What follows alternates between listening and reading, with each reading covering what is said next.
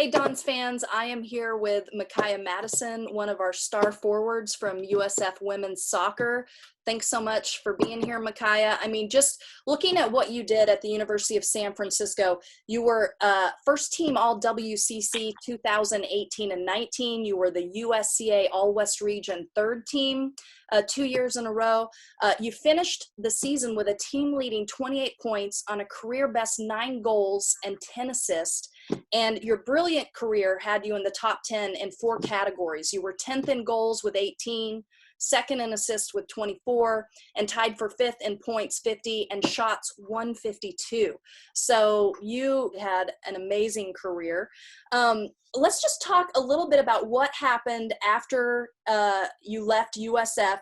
The 2020 NWSL College Draft happens. You are unfortunately not on it. However, you got a non-roster invitee to the Portland Thorns women's soccer team.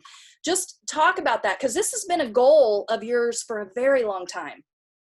Yeah, so going into the draft, I was a little bit nervous just because there was so many people that entered this year, and I knew it was going to be super competitive. But I knew I had a really good last year to put me in the opportunity to at least have a good chance of getting drafted. So I was sitting there on the couch with my family, and of course I didn't get drafted.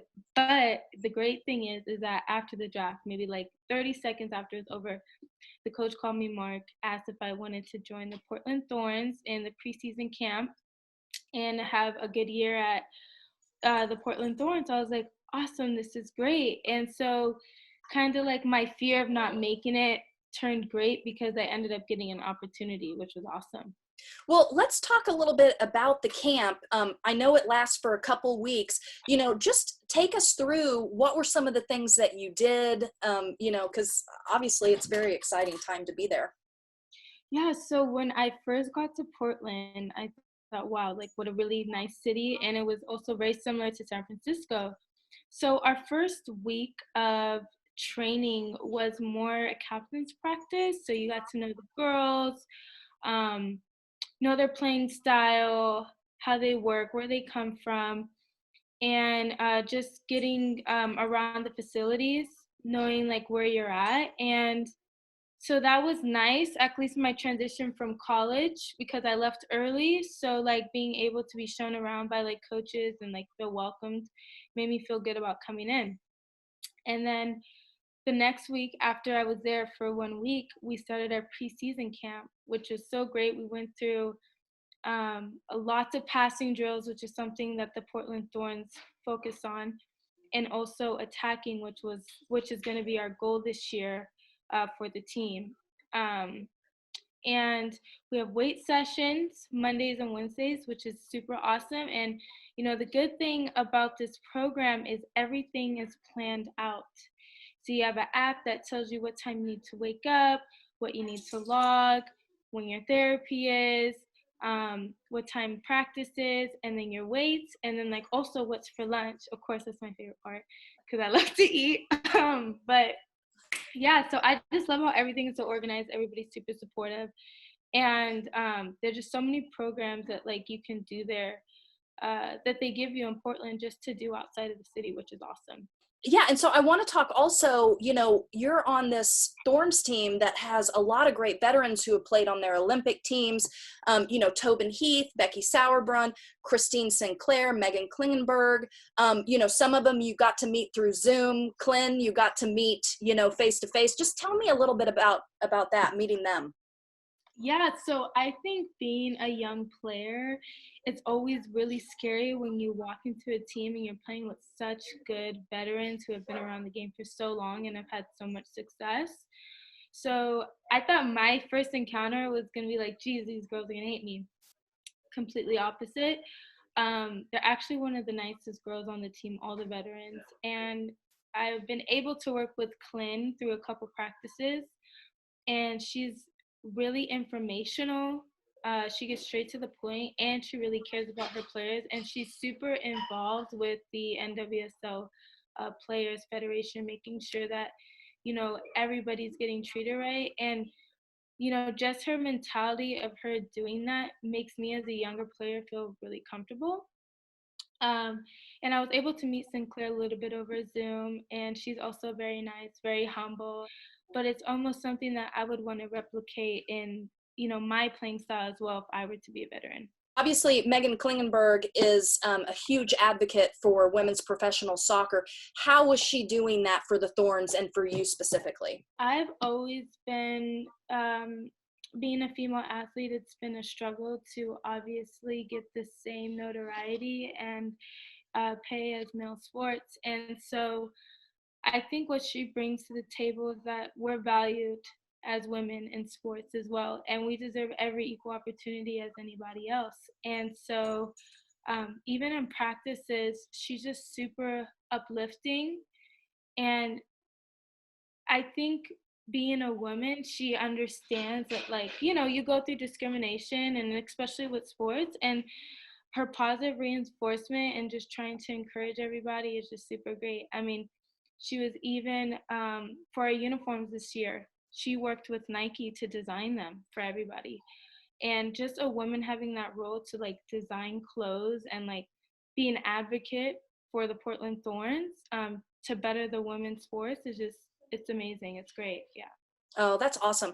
And then, the Thorns were supposed to open the 2020 NWSL season on April 18th. I believe it was against the Utah Royals at Providence Park. You were actually on that roster. You were one of 8 forwards. So let's just talk a little bit before COVID hits. Let's go before that and talk about the excitement of you actually getting to play. So you've trained for a couple weeks and now you're looking forward to being on the team and playing. Yeah. So, I mean, I just think having this opportunity, just one in a million, and just seeing my name on there and having, the opportunity to play against another opponent in the NWSL is just, to me, it just feels good because I worked so hard to get there. And, I'm the type of player, like any shot that I can get to have the opportunity and shine is just great. And to be able to play with other forwards amongst the other 7, and they're top athletes as well, and they've thrived, years in the NWSL is just so great. And I think everybody is just super excited and competitive, ready to get in for the first game. Yeah, and I think what a lot of people don't understand is the grind when you're trying to get on a team like this. You're having to stay with a host family. You're not making any money off this. This is you just trying to prove yourself that you deserve to be on this team. Can you talk a little bit about the gratitude for a host family and, just kind of what you have to do to survive in these times?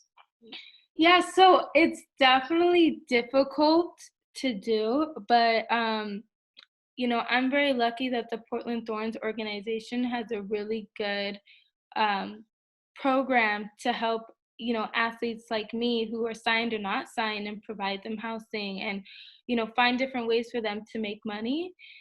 And, not every team in the league has that type of support.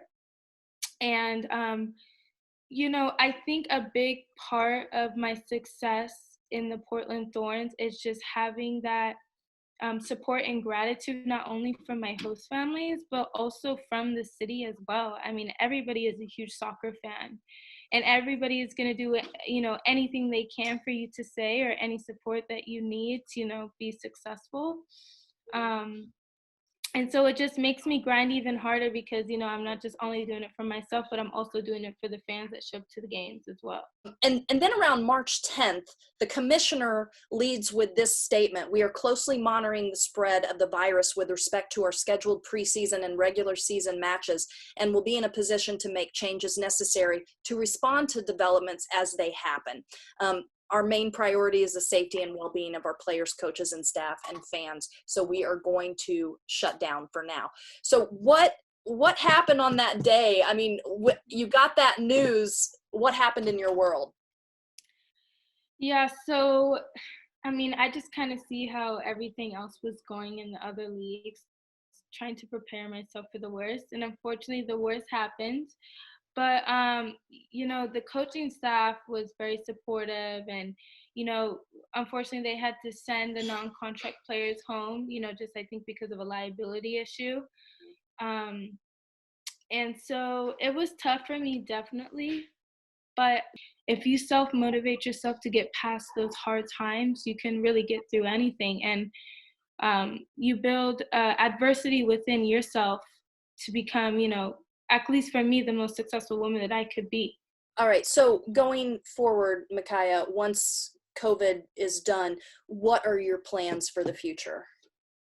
Yeah, so since everything is in limbo kind of with the federation about, what's going to happen with the season, just kind of a waiting game, but I am trying to stay positive. But, in the meantime, I don't really like to sit around. I like to make sure that I'm focusing on my other goals and passions that I like to do as well. And so I've been looking into master programs for counseling, trying to sit on other people's counseling work for internships, and just trying to better myself, because I feel like during this time with COVID, with everything going on, I feel like it's just a good time to focus on myself, since I don't have any distractions from going to school or playing soccer right now. Awesome. Okay. Well, I wish you the best. Thank you.